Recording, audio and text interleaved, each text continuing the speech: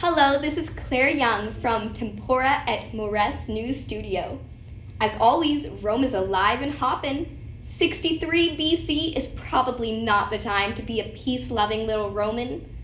Today, I am very excited to interview two great men who may just give us some insight into one of the most famous conspiracies in history. I am so pleased to welcome Catiline to Tempora at Mores News Studio. Thank you for joining me today, Catiline. The pleasure is mine. Can you start by telling me a little about yourself? I am the scion of a noble and distinguished family. I am famous as a soldier without fear. And I cherish the good things of life. Often I have been accused of many crimes, but I have always been acquitted. Liberality is one of my virtues. Especially towards your judges. I'm so glad to hear about your virtues. Do speak on. I have a distinguished career and a distinguished family. And yet, men of whom I am far the better are chosen before me to be consuls. Interesting. So, what made you want to get involved in politics? Why did you decide to run for consul? Why? Why not? I would have cancelled debt, redistributed the land. It was time to lift the oppression of the people, and I am the man to do that. History is waiting for me to write it. Not anymore. Can you tell me a little about how you came up with your conspiracy? Twice I was rejected for consul. Twice, against my better judgment, I did not take matters into my own hands.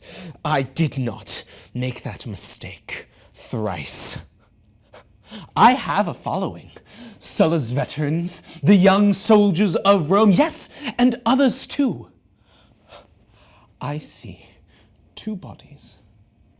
One, thin and wasted, but with a head. The other, headless, but big and strong. How is it so dreadful for me to become the head of the one who needs one? It was simple. Eliminate my enemies and seize power. Impressive.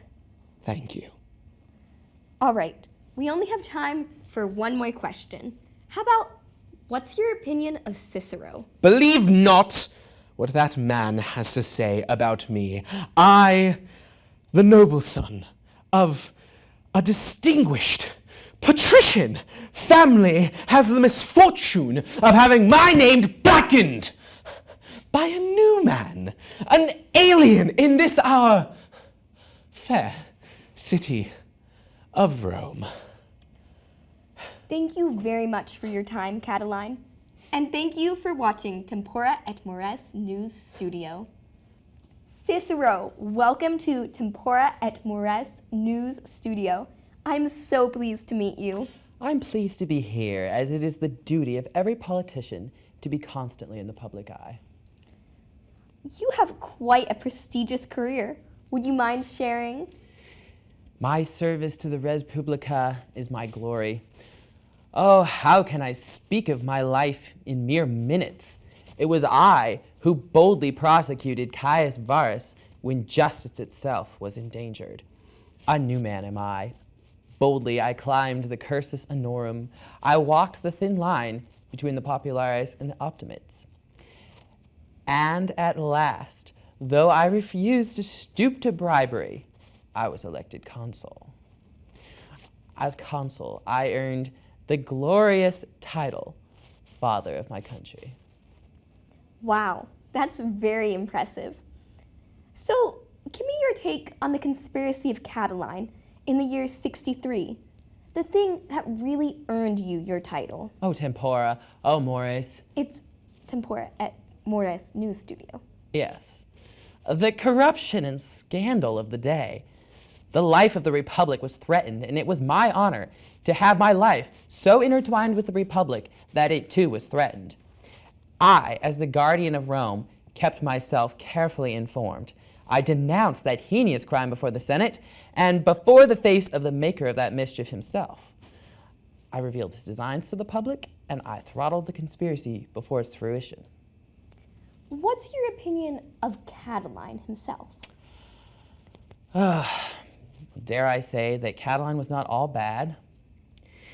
For my part, I do not think the world has ever seen a creature made up of such contrary, divergent, and mutually incompatible interests and appetites. Indeed, that heinous attempt to destroy this empire could never have come into being had not that monstrous concentration of so many vices been rooted in certain qualities of skill and endurance. And yet, his was truly a corrupt character, make no mistake.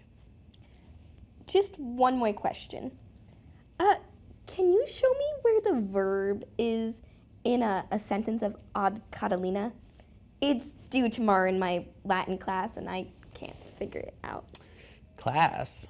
I'm a part-time reporter, full-time student. Ah. You. When, O Catiline, do you mean to cease abusing our patience? How long is this madness of yours going to last? Will there be an end to this unbridled audacity of yours, swaggering about as it does now? Sorry, we don't have time for the whole speech right now. What good do you think your speeches do? I will show you who is worthy to wield the iron. Cut! Cicero needs to help me with this homework. It's due tomorrow. Then you can fight it out. But to be honest, Catiline, I wouldn't do it. It's not going to turn out so well. Who are you to judge my skills? Dare you predict my failure? Well, maybe.